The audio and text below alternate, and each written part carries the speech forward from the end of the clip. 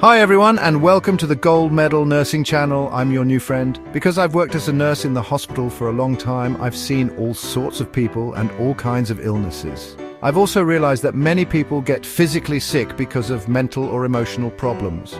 They suffer both mentally and physically. So today, I want to talk to you about a very important topic: the relationship between the mind and the body. This is really important, especially for older folks. It's worth listening to and thinking about.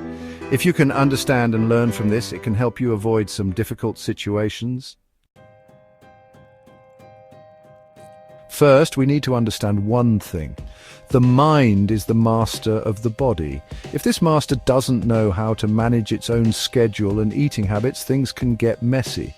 More importantly, we also need to learn to control the desires that arise from the interaction of the mind and body, what Buddhism calls the 5 aggregates. If we let these desires run wild over time, they can easily become addictions.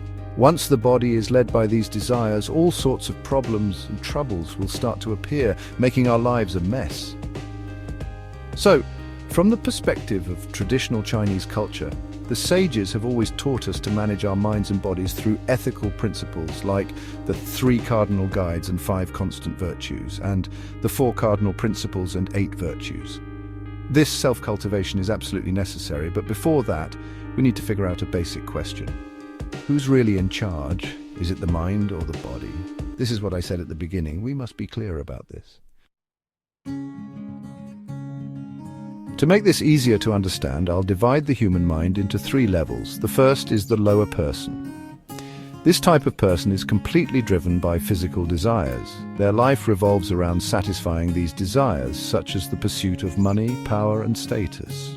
Simply put, they live for sensory pleasures and outward appearances.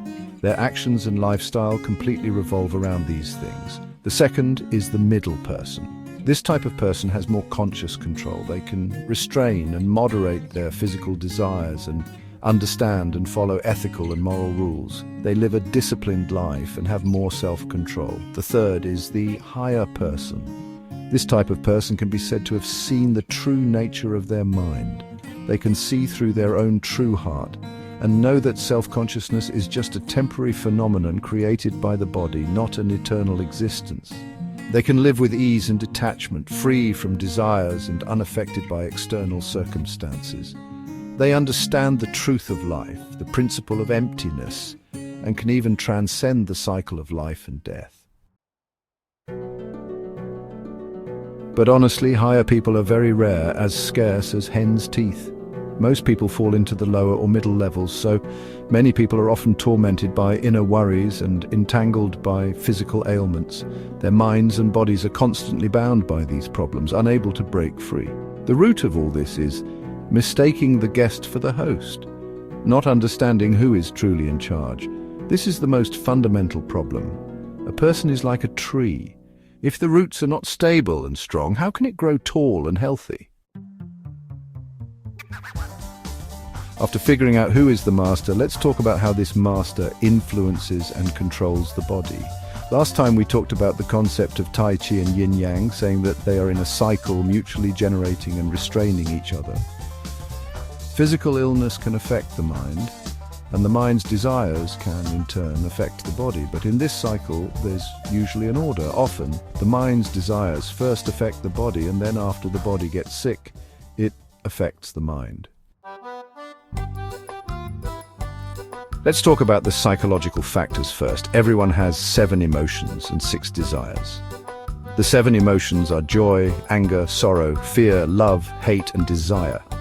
If these 7 emotions are excessive, they will harm the body. Too much joy harms the heart, too much anger harms the liver, too much sorrow harms the lungs, too much fear harms the gallbladder, too much love harms the spirit, too much hate harms the emotions, and too much desire harms the spleen.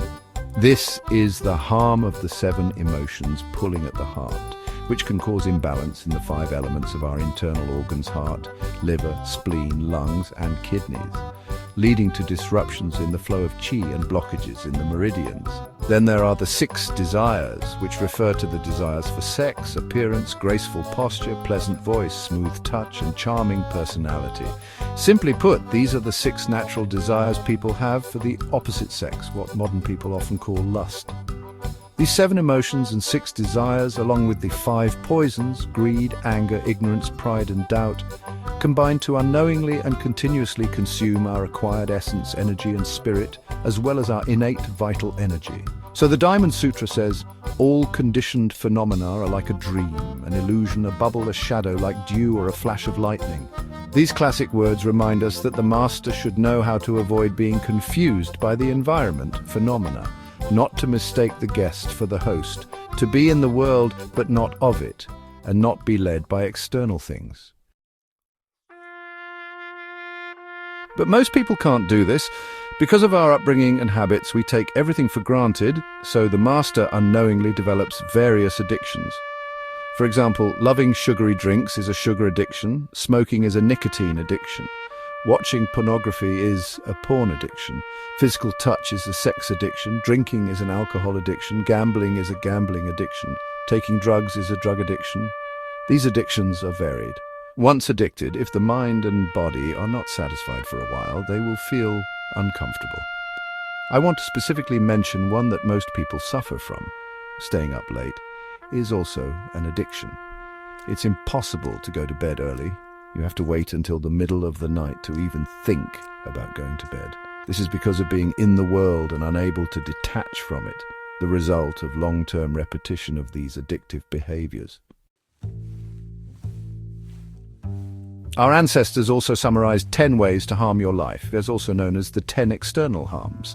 Prolonged walking harms the tendons, prolonged standing harms the bones, prolonged sitting harms the blood circulation, prolonged sleeping harms the pulse, prolonged listening harms the essence, prolonged looking harms the spirit, prolonged talking harms the qi, eating too much harms the heart, prolonged thinking harms the spleen, and excessive sexual activity harms life. If these 10 behaviors are done excessively, they are all harmful to the body. Of course, there are far more than these in modern life. Bad habits, if repeated continuously, are burdens on the mind and body. Physical ailments often develop gradually in this way. The habit of staying up late, mentioned above, is the biggest problem for modern people. In ancient agrarian societies, there was no such thing as staying up late. So staying up late wasn't included in the 10 harms. However, this is currently the biggest factor contributing to health problems in modern society. You must be careful and not take it lightly. So this is another cause and effect issue that starts with the master. I'm not saying that you should completely abandon the 7 emotions and 6 desires, but rather I want you to understand that although the master has these emotions and desires, it should know how to use and control them. Use them and then let them go. Don't dwell on them or get obsessed. This way, the master won't be led around by the nose by these emotions and desires. It's like using a cell phone. We use it to get information and knowledge, not to be addicted to it. For example, we see children getting addicted to their phones without realizing it, but what about ourselves? What are we addicted to? We're constantly depleting our essence, energy and spirit, and our innate vital energy. This goes back to the importance of Tai Chi and Yin-Yang balance discussed in the first video, who is the master and who is the guest. This point is really crucial. The imbalance of yin and yang starts here. If you don't know you're lost, you'll stay lost. A life that should be free and easy becomes a life where the heart is constantly being pulled around by desires without even realizing it. In the end, the body's essence, energy and spirit is depleted, and you can only fall into pain and despair. It's truly sad to waste your life like that. So I sincerely suggest that everyone return to the system of traditional Chinese culture, cultivate themselves, and find their true master. Alright, that's all for today. If you found this helpful, don't forget to subscribe, like, and save this video, and remember to turn on the notification bell. See you next time.